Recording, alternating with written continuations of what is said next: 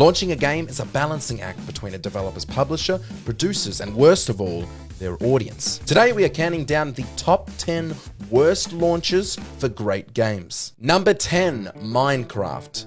To say that it had a bad launch is not necessarily accurate. The best way to describe its launch would be meh. Minecraft began as a test game called Cave Game, which was developed in less than a week. The first alpha version available for sale released that year on June 13th, 2009. Skip ahead 2 years later to the year 2011, where they hit 1 million registered accounts. But this was only the beginning of the snowball effect, because in only 6 months, they moved to 10 million registered accounts. Number 9, Fortnite. Fortnite, much like Minecraft, didn't have a rough launch in the way that people hated it, but rather that nobody really cared.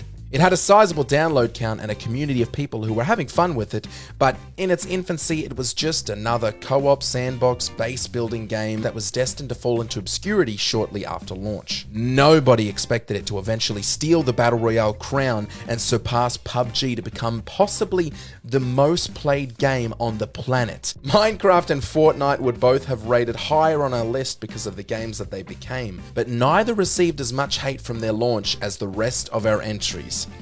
Here we go.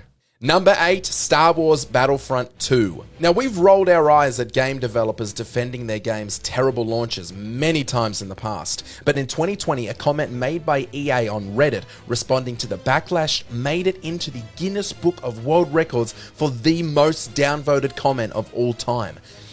Ouch! The terrible progression system balanced with the awful implementation of loot boxes got so bad that even gambling commissions and the government had to step in to assess what was going on. The Clone Wars update introduced more fan-favorite characters, and the progression system was finally good. Number 7, Rainbow Six Siege.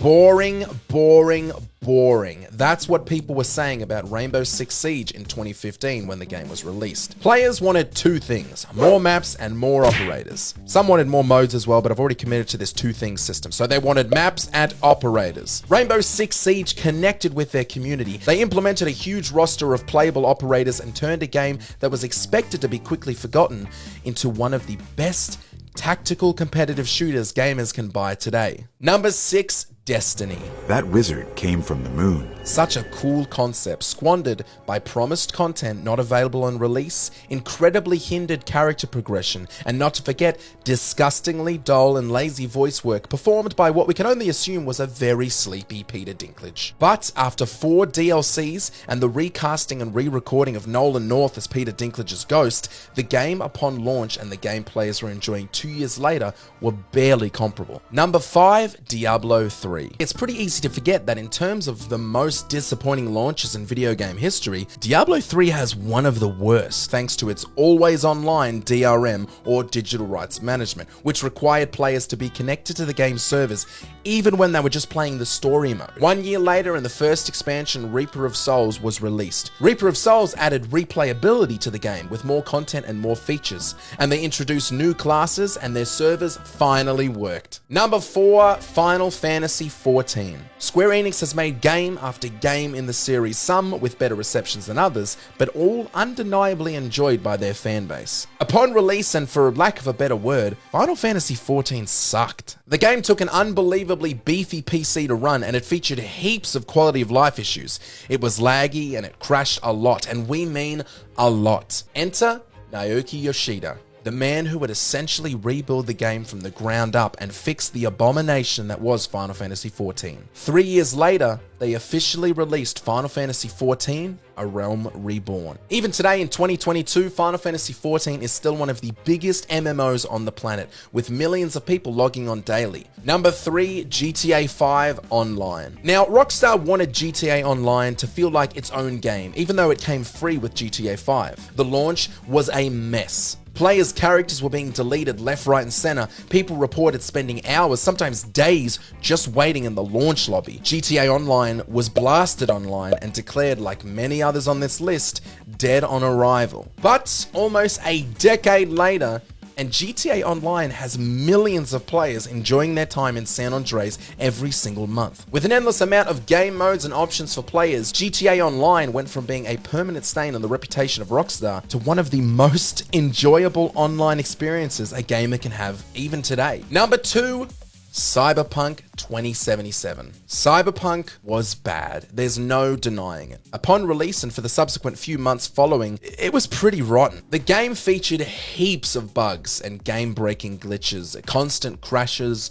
awful textures, disappointing story variety, and a generally unfavorable reception to the highly anticipated character Johnny Silverhand, played by the much-loved Keanu Reeves. Reviewers and journalists began to take a new turn, turning the game's failures onto the consumers rather than the companies. Whether or not you agree with this, it's worth noting, as with the recent Edgerunner update, Cyberpunk 2077 is being seen now for what it is, instead of being seen as what gamers expected or were led to believe by an overhyped marketing plan. It has since moved to the top 10 sellers on Steam and sits at a mostly positive rating. Number 1, No Man's Sky.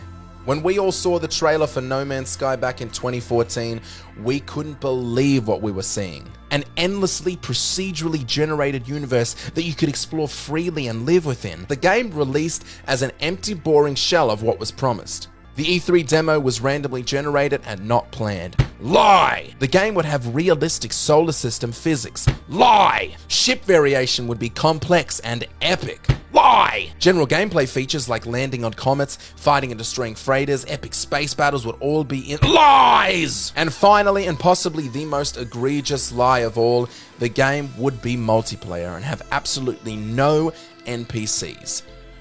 Lie. 100 days later, and they introduced the Frontier update, which featured a bunch of bug fixes and base building gameplay. A few months after that came No Man's Sky Next, the biggest update of all. Next introduced more in-depth crafting and building, an overhaul to the entire market system, map updates and third person, better planets and universe randomization, but quite possibly the biggest improvement of all, multiplayer. No Man's Sky became the 6th top-selling console game for that month, moved into Steam's top 10, the Steam reviews moved from mixed to very positive, and today, 91% of Google users like this game. No Man's Sky was saved.